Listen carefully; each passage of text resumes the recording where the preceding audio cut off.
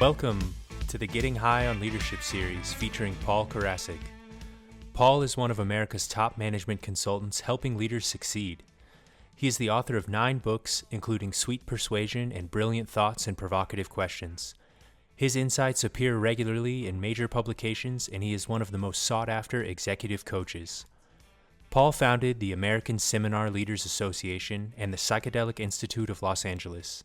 He is a popular speaker at national conferences and has been on stages across all 50 states and internationally. Paul's work addresses the question, how can we transform conflict in business into collaboration? With decades of experience in management, leadership, and psychedelics, he brings a unique perspective on personal and societal growth. In this series, we'll be discussing his latest book, Getting High on Leadership, The Leader's Guide to Higher Consciousness. We'll be exploring the concepts, techniques, and mindset required to revolutionize leadership. Hello, everyone, and welcome back to the series. My name is Sanchez, your host, and we are joined by Paul Karasik, author of Getting High on Leadership, and we are wrapping up the book, actually, making our way through the very last section, last part of the book, and today's section is called Finding Higher Consciousness. It can be found on page 126. And Paul, I think this is one that's a little bit of a deepity, right? It's a short chapter, but man, is it a long assignment, even a lifelong assignment that's being dealt out in this single page. Where can we begin? Well, yeah, it kind of keys off of the last chapter to a degree, but the point of, to me, there's a couple of real heavy takeaways from the story. Number one, the concept of searching. You know, that's the beautiful thing about everything we've been talking about, that we don't have to go out anywhere to bring in consciousness into our life and the benefits of living as a conscious leader. We don't need anything, anybody, just our own awareness to make those changes.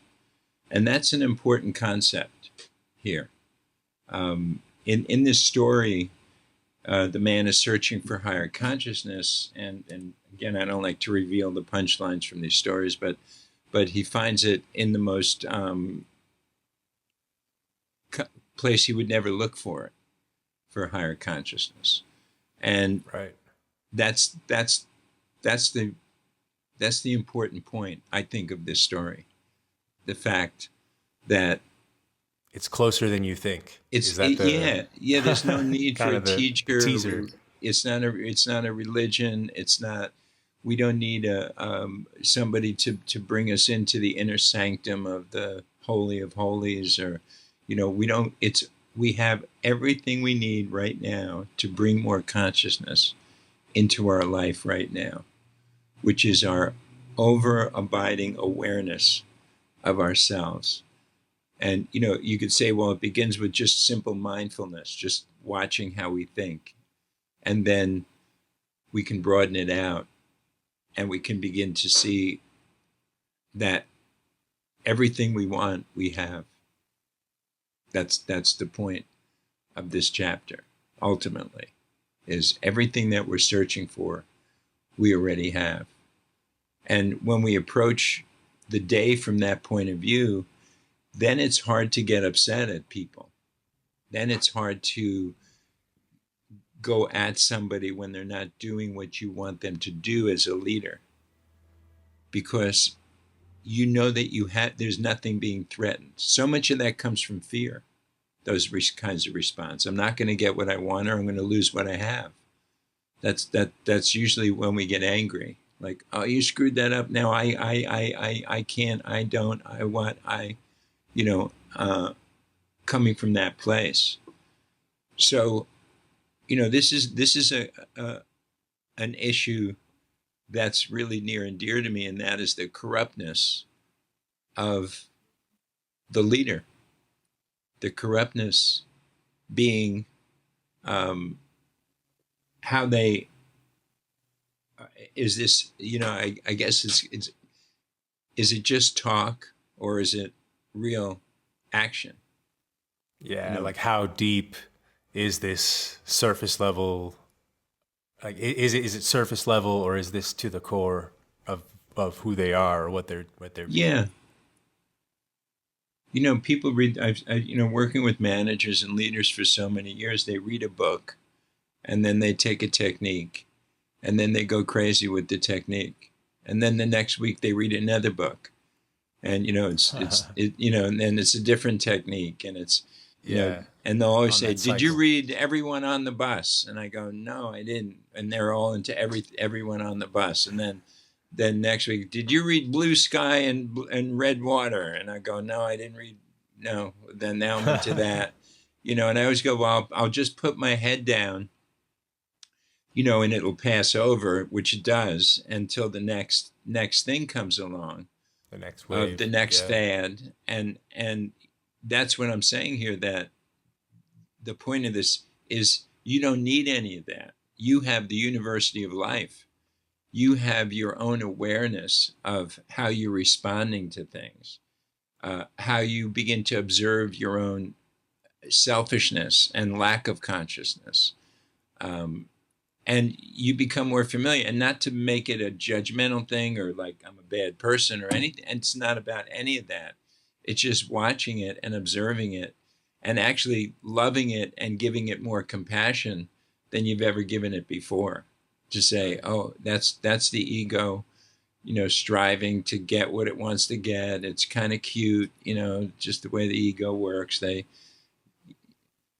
And do you think that it's a little bit of it shows some of the importance that this really has for humanity, in that so many people try to solve it with some kind of fad or approach or system or model or structure. It's always alluring, and there's like you said, there's kind of a constant new Yeah, approach to it that yeah. that kind of has to be ignored. But something about that is also maybe powerful too, because that's kind of that human element kind of fighting to find this consciousness and figure out Well, how. if you could observe that, yeah, But like this, when the secret is just deeper thinking or deeper work, that's the hard part. That's where maybe we lose some of the seekers.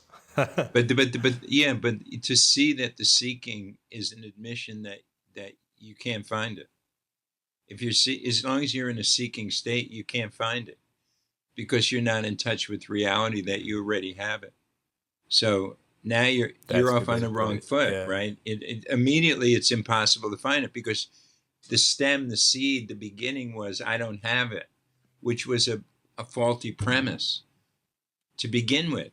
Now you're searching for something that you already have. Right. We go back to our Lost Keys chapter.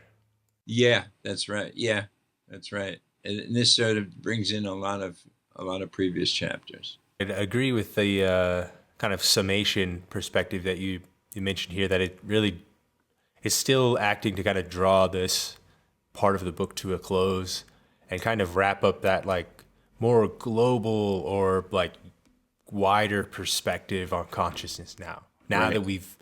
we've thoroughly like spiraled our way around consciousness and I think explored different Hmm. facets of it. Now it's just like, hey, let's directly talk about finding it. And which is Hmm. maybe the first time it's really addressed like that, truly. Yeah, the searching part, and finding it is really simple. It's when the ego is not there. There's no finding. See that's the thing. The ego only knows find because it's never happy. So whatever you have is not enough. Whatever you did is up for judgment. And so the ego keeps you enslaved in the lower consciousness. Once you're relieved of that anchor that that tethers you, so to speak, then consciousness is there. It's like consciousness is always there, like the sun. It didn't go away when the cloud went in front of it. It just you can't see it. It's still the sun is still the same sun, is still shining. And Right. the cloud in this case is the ego and the need to be right. All the things that we've spoken about in the series, the lack of a collegial approach, the lack of inclusion in the other people, the all those things start to come into play. I hope that our listeners and viewers can take this little story to heart and, remember that, look at it in their lives. And, as you've pointed out here after the section, that takeaway point, that higher consciousness is not a path to success, but it is success. And I think that's the Cohen to walk away from this with. Yeah. Thank you, Paul, and appreciate it to all of our viewers and listeners that have followed us this far through the series. We've got a few more episodes to wrap up the book. We'll see you next week. And as always, you can jump back to the beginning. Feel free to skip around to any you'd like, or grab a book for yourself from the link below.